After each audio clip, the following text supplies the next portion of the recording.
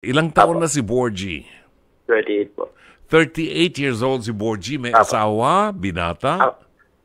Ah, single father po. Bali, naging caller niya na ako, Brother June, nung mga 2 years ago. Oh, really? Wow, Apo. that's nice. That's nice. So, single father, may naanakan.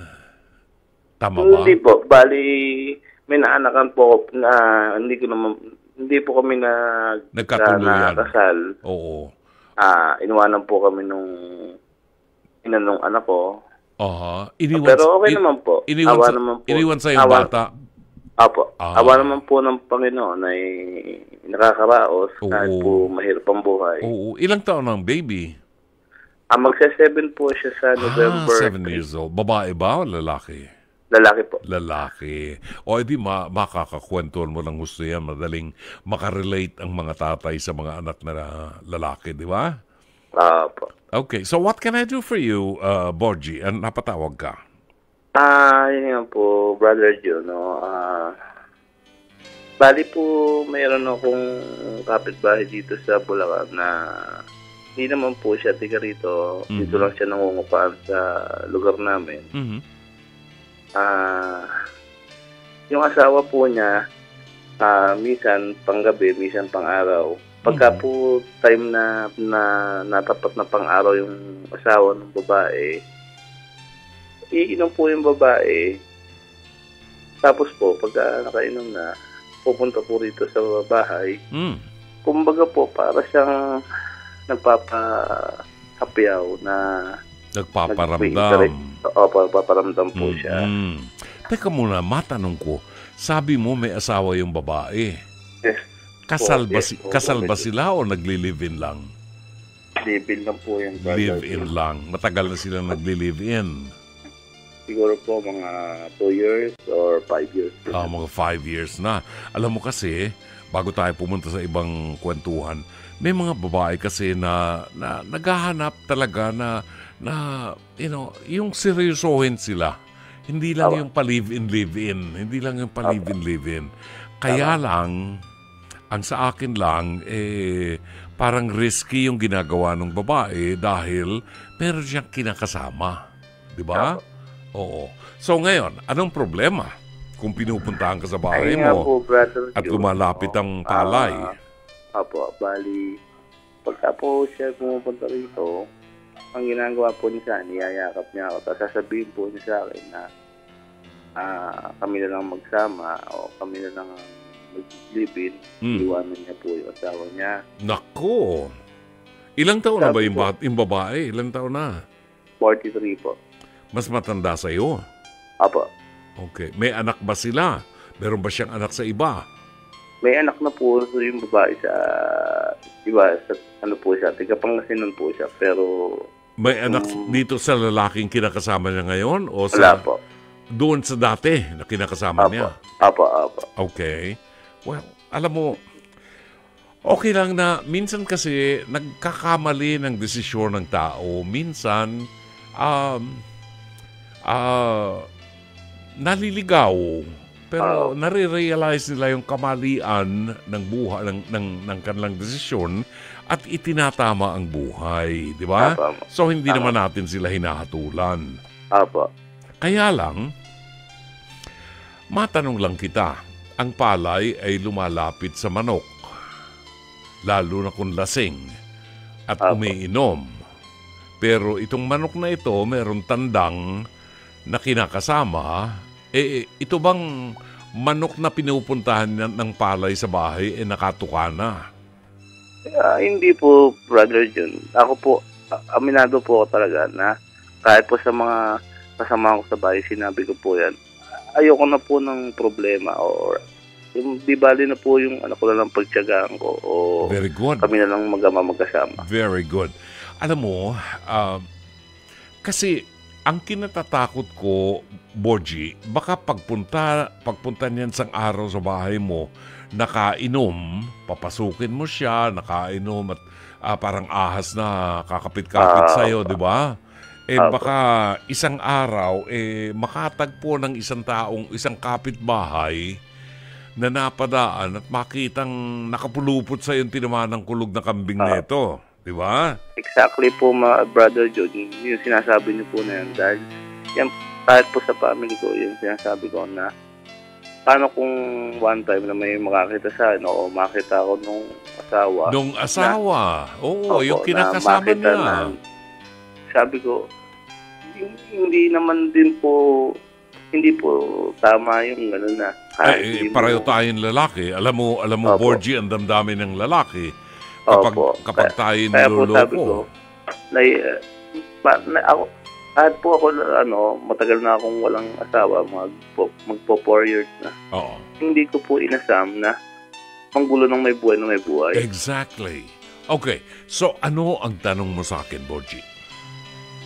Yun nga po, Brother John, tama po ba yung gagawin ko na kakausapin ko yung mismo yung asawa ng babae na sasabihin ko na yung asawa ay pagsabihan o makausapin niya ng maayos na palagay ko, Borgie, tumigil nakakapunta sa bahay. Oo. Palagay ko, Borgie, medyo umatras ka ng konti doon sa yung intensyon na kausapin yung asawa niya. Kasi hindi natin alam kung paano tatanggapin ng asawa niya yung pagpapaliwanag mo na ayaw mo ng gulo, no? Hindi natin mabibigyan ng magandang ebidensya na wala tayong kinalaman diyan at umiiwas tayo sa asawa mo. Mas makabubuti siguro kung itong babaeng mahilig uminom ng alak na ito, ipakilala mo sa producer ko kay Jake. At masampal ni Jake yan, tinamaan ng kulog na yan. Ang buwisit na yan, huwag mo nang papasukin sa bahay mo at huwag mo nang entertainin. Ni kausapin, huwag na. Iwasan. Oo nga po, Brother John, lumalayo na po ako. Pagka narinig ko na boses, pasok na ako sa loob ng bahay, magsasarado na ang bahay. O minsan, pumupunta po ako sa loob ng bahay ng mga kapatid ko.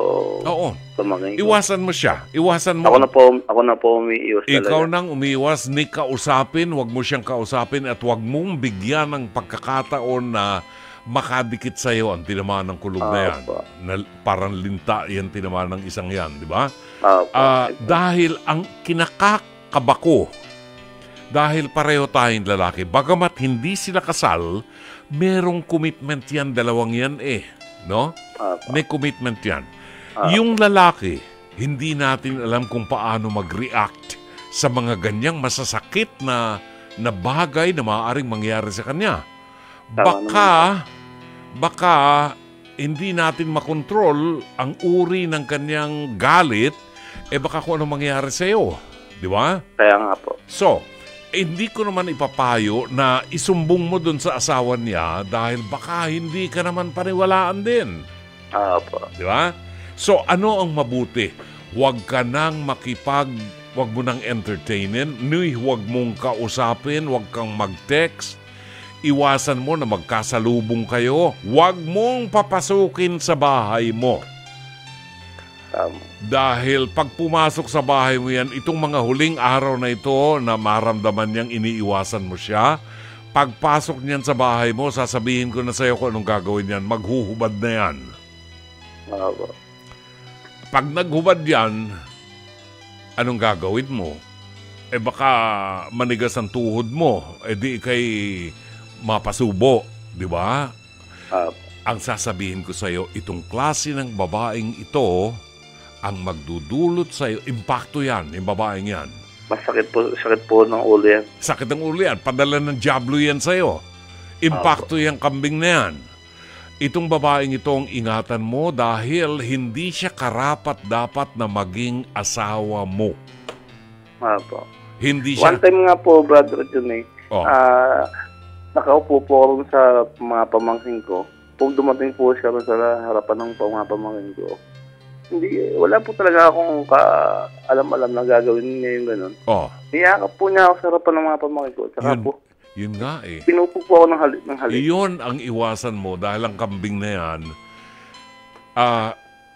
gulo ang ibibigay sa'yo. Merong mga taong ganyan. Yung mga taong yan talagang napakababa ng moralidad. At hindi yan ang klase ng babae na gusto mong ipakilala sa anak mo. Ay, ayoko na po. Oo. Dahil po, sabi ko nga, kung yung ina mo lang bumaba ang pagkatao, mas lalong ayokong kumuha ng mas kalad ka rin na babae. Kung sasabihin mong kalad ka rin yung babaeng yan, sasabihin ko sa'yo, kalad ka rin talaga yan. Dahil saan ka naman nakakita ng babaeng matino na merong nakikipagbahay-bahayan na siya, ha?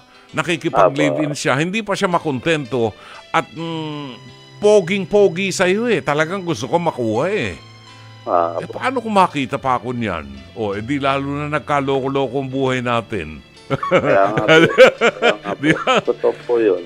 Ipakilala na lang natin kay Joey, kay Direk Joey. Kung papakilala natin kay Direk Joey, para tayo nag-ahin ng impacto, nag-ahin tayo ng diablo dito sa isang taong matino. Di ba? Alam mo, walang space sa mundo yung mga ganyang klaseng babae, mga sugo ng demonyo yan na walang ginagawa kundi sirain ang pamilya. Yan ang role ng demonyo ngayon sirain ang pamilya. Huwag mong bigyan ng pagkakataon, Borgie. Pag nakita mo na, sabihin mo sa kanya, huwag kang dumikit sa akin, utang. Kahit may ibang tao nakikinig, sabihin mo, huwag kang dumikit sa akin at ayoko ng gulo. Wala akong pagtingin sa'yo at doon ka sa kinakasama mo. Huwag mo akong idamay. Kahit may nakikinig, mas mabuting ang madinig ng tao para alam ng tao na ayaw mo. Kasi baka dumating ang pagkakataon na ikaw ang questionin nung kanyang kinakasama. Yun ang mahirap, di ba? Oo, nako, layuan mo na anak. Layuan mo at sakit lang ng ulo yan, ha? Sige. Salamat po, Brother Jim. Maraming salamat sa iyo, Borgie. Mag-iingat ka, ha? Mag-iingat ka and be a good father to your son.